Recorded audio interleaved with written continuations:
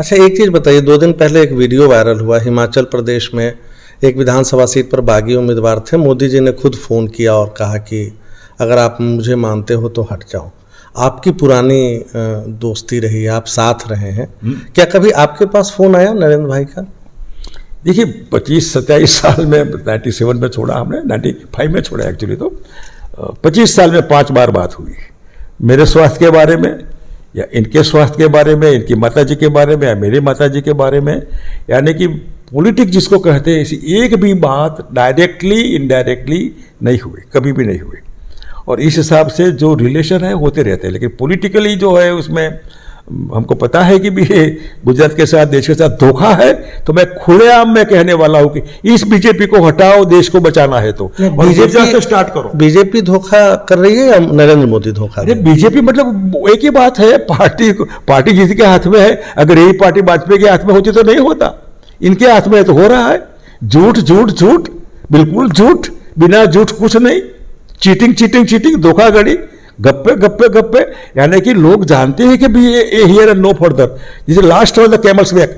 इस हिसाब से मैं गुजरात में बीजेपी को माइनस देख रहा हूं और पब्लिक को अपील करता हूं कि पोलराइज करिए, बीजेपी वर्सेस कांग्रेस। आपका वोट इधर उधर मत जाने दीजिए। अरविंद केजरीवाल को आप कम आंक रहे हैं? देखिए मैं ज्यादा नहीं, क्योंकि वो एक चाय का जो गर्मी, अगर गैस मिलता रहेगा तो दूध का आएगा, गैस बंद हो जाएगा। तो ऐसा क्यों लगता है? कांग्रेस की तुलना में नई पार्टी है, 2 राज्यों में सरकार है, कहते हैं ईमानदार छवि है हमारी। हाँ, ईमानदार तो केजरीवाल और कांग्रेस में बेहतर कांग्रेस ही लगता है। मैं पब्लिकली इनको, मैं बीजेपी की बी टीम, यानी कि रियल बी टीम है। He belongs to RSS. इनकी और दाढ़ी वाले बाबा रामदेव और टोपी वाले वो जो बैठे हैं ना, कहीं वो कौन सा बाबा पता नहीं, वो सब मिलकर कांग्रेस को दिल्ली में से हटाने के लिए आरएसएस ने मिलकर प्लानिंग किया, षड्यंत्र किया। बाद में लगा कि तो वैक्यूम है, वैक्यूम लगे तब उन्होंने अपनी पार्टी बनाई। और पार्टी बनाई में वो भी मैच फिक्सिंग किया कांग्रेस को निकालने के लिए, पंजाब में कांग्रेस को निकालने के लिए। और कांग्रेस ने अगर कैप्टन साहब को न चेंज करते, जैसे भी कैप्टन थे 6 महीना और रहते, क्या फर्क पड़ता? आइए साहब, आप राज्यसभा में भेजेंगे तो 5 राज्यसभा की सीटें मिलती। यानी कि कांग्रेस ने अपना निर्णय जो लिया 11th आवर 6 महीने पहले सीएम बदलने का, वही इनको फायदा हुआ। और पूरे आरएसएस ने ऑन रिकॉर्ड आई से कि इन्होंने आपका काम किया है। अच्छा, 80 साल से ज्यादा आपकी उम्र है, राजनीतिक तौर पर इतने सक्रिय हैं। हाल के दिनों में नीतीश कुमार से भी आपकी शायद मुलाकात हुई है। तो क्या राष्ट्रीय स्तर पे भी मोदी के खिलाफ आप प्रयासरत हैं? बिल्कुल, अभी हूँ, मैं करने वाला हूँ ये। मैं गुजरात का इलेक्शन को ऑल इंडिया जो अपोजिशन पार्टी है इनको मैं अपील करता रहा, लेकिन गंभीरता से नहीं लिया था। गुजरात की राजनीति में हमारी कांग्रेस ने भी गंभीरता से नहीं लिया था। 14 के बाद वो लेने लगे, पहले कोई मानता नहीं था। अब सबको लगा है कि ये यहाँ ब्रेक लगना चाहिए। तो मैं समझता हूँ कि गुजरात में 100% बीजेपी की गाड़ी को ब्रेक लगेगा। और कांग्रेस जो भी है, जैसी भी है, कोई निकम्मी तो नहीं, पार्टी है, ब्रांड है। कोई गांधी जी का नाम है, सरदार साहब का नाम है, इंदिरा जी का नाम है, राजीव गांधी का नाम है। यानी ये पार्टी जो है ना, वो कोई पार्टी है। और लोग गुजरात कांग्रेस को भी जानते हैं। इसलिए मैं पब्लिकली कहता हूँ कि मेहरबानी करके बीजेपी को वोट नहीं करिए, आपके जनरेशन के लिए प्लीज वोट फॉर कांग्रेस। लेकिन आप बी टीम बताते हैं आपको जी। दूसरी तरफ तमाम हम लोग किस्से सुनते हैं, मीडिया में भी खबरें आती हैं कि कैसे रेलगाड़ी में आप और नरेंद्र मोदी जी साथ सफर करते थे। लोग आप पर भी भरोसा नहीं करते, उनको लगता है कि नहीं, आप भाजपा से अलग कैसे हो सकते हैं? देखिए, एक छोटा सा भी एग्जाम्पल, इतना भी कोई मेरे को बता दे। हम जो पार्टी में रहे वही पार्टी को लॉयल रहे। बीजेपी में थे, जनता पार्टी में, और कांग्रेस में तो कभी भी नींद में भी नहीं।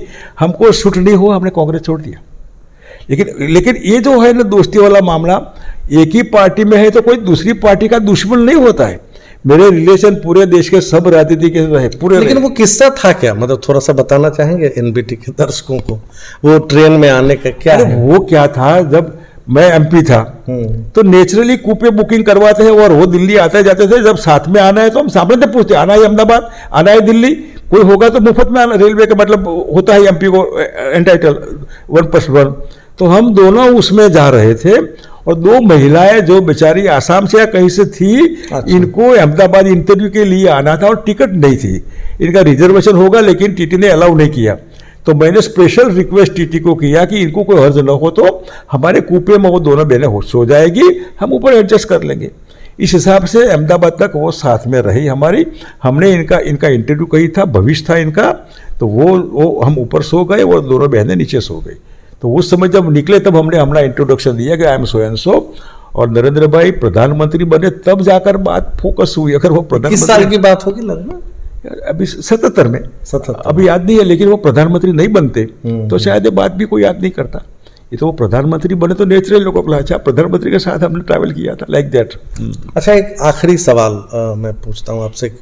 इमरजेंसी से पहले भी, जनता पार्टी से पहले भी, गुजरात ही एक ऐसा प्रदेश था जहाँ चिमन भाई पटेल की सरकार चली गई इमरजेंसी से ठीक पहले, और 75 में जो चुनाव हुआ वो एक भारत के राजनीतिक इतिहास में अलग चुनाव। आपको लगता है कि भूपेंद्र भाई पटेल की भी वही हालत होगी? देखिए, व्यक्तिगत मत लीजिए, बीजेपी की हालत मैं खराब देख रहा हूँ। वरना इतने 27 साल जिन्होंने शासन किया है, इनको क्यों चक्कर काटना है? क्यों प्रधानमंत्री को मैरिज सरी में जाना है? क्यों किसी के डैडी में वोट दो? मैंने गुजरात बनाया, ये कर्जे वाला गुजरात बनाया, बेकारी वाला गुजरात बनाया, एक गुंडा लोगों का गुजरात बनाया। लेकिन इंटरेस्टिंग चीज़ ये है कि आप भारतीय जनता पार्टी के सभी नेताओं के लिए अपने दिल में अच्छा स्थान रखते हैं, उनके बारे में कुछ नहीं बोलना चाहते। पार्टी खराब हो जाती है, नेता अच्छे हैं, ऐसा कैसे होगा? पार्टी तो लिखित होता है। कोई पार्टी ने कभी नहीं कहा कि हमको वोट दीजिए, हम आपका ये नुकसान करेंगे। सबने कहा हम आपका भला करेंगे। यही पार्टी अटल जी के हाथ में थी, अडवाणी जी के हाथ में थी, जोशी जी के हाथ में थी। यही पार्टी इंदिरा जी के हाथ में थी, इनके पहले अलग हाथ में थी, आज इनके हाथ में है। तो पार्टी वही होती है, कौन लोग, गाड़ी वही होती है, ड्राइविंग कौन करता है मेन सीट पर, इसके पर पूरा आधार रहता है। मतलब मोदी पर आप कोई भी, मैं पर्सनली किसी को नहीं कहता, लेकिन जब ड्राइविंग सीट पर जो भी होगा, वो अगर पियक्कड़ है, वो अगर अय्याशी है, वो अगर लोगों का कौन पीछे बैठे इनका नहीं देख रहा है, तो वो बैठने वाले को नुकसान होगा। तो 24 को लेकर आप क्या सोचते हैं? अगर मान लीजिए गुजरात में कांग्रेस सफल नहीं हो पाती है, तो क्या 2024 में नरेंद्र मोदी के लिए रास्ता साफ है? नहीं है। 22 में जो भी हो, मैं क्लियर कट देखता हूं कि बीजेपी मेजोरिटी तक नहीं पहुंचती है। एक फर्ज कीजिए आप जो कहता है ऐसा हो, तो 24 का ऑप्शन तो खुला ही है। एक एक दिन जाएगा, लोग anti BJP, anti central government बनते जा रहे हैं, क्योंकि झूठ की कोई हद होती है, झूठ की कोई मर्यादा होती है। ये सिनेमा का पर्दा नहीं है, नाटक नहीं है लोगों को बेवकूफ बनाने के लिए। आखिरी सवाल, अब इतने 2024 भी 2 साल बाद हम देखेंगे जी। अभी आज के बाद, या अगर कहें मिडिल टर्म में, मध्यावधि में, आपकी क्या योजना है? आप क्या करने वाले हैं? देखिए, मैं पूरे गुजरात में एंटी बीजेपी घूमने वाला हूँ और वोटर्स को अपील करने वाला हूँ कि शंकर सिंह वाघेला ने इतनी अपने कैरियर में कभी आपका खराब न किया हो, भला किया हो सके वहाँ, तो मेहरबानी करके इस बार भारतीय जनता पार्टी को वोट मत दीजिए और पोलराइज करिए, कांग्रेस को ही वोट दीजिए। और जगह वोट जाएंगे जिसका कोई मतलब नहीं है, आप हार जाएंगे। इसलिए आप आपके भले के लिए, नेक्स्ट जनरेशन के लिए, गुजरात में रियली गिनती वाला गुजराती लोग होते हैं, ऐसे ब्रांडेड गुजराती को नहीं है। यही गुजरात में कांग्रेसों का प्रभाव भी रहा, सदर पार्टी का भी प्रभाव रहा। इसलिए मैं गुजरात के वोटर्स को अपील करता हूं कि आपके नेक्स्ट जनरेशन के लिए मेहरबानी करके प्लीज वोट फॉर कांग्रेस। जैसे भी पार्टी है, ये बीजेपी जैसी चीटिंग करने वाली झूठी पार्टी नहीं है। लोगों के साथ धोखाधड़ी, लोगों को मरवाना, कटवाना, हिंदू मुसलमान, ये पार्टी नहीं है। ये रियल गांधी जी सरदार पटेल की पार्टी है। इनको वोट करके फिर गुजरात में गांधी जी सरदार का ऑब्लाइज समझिए, तो ऑब्लाइज इनको ऑब्लाइज करके आपका भविष्य आप सुनिश्चित करिए। बीजेपी नो फर्दर, जैसी भी है कांग्रेस, कांग्रेस और Congress. Please vote for Punjab. हमसे बात करने के लिए आपका बहुत शुक्रिया शंकर सिंह वाघेला जी, और आगे भी हम गुजरात के राजनीतिक परिदृश्य पर आपसे बातचीत की कोशिश करते रहेंगे। नमस्कार। Thank you. नमस्ते।